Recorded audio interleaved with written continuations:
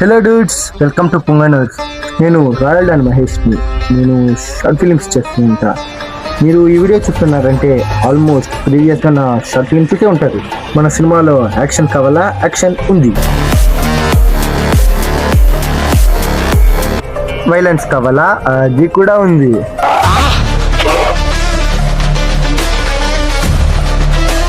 ఇంకా breakup scenes చెప్పాలంటే లేవు. బంధాన్ని తెంచుకొని ఇంకొకరికి బందీ అయిన చందమామ మళ్ళీ రాని పుణ్యం కోసం ఆరాటంగా ఎదురు చూస్తున్న అమావాస్య.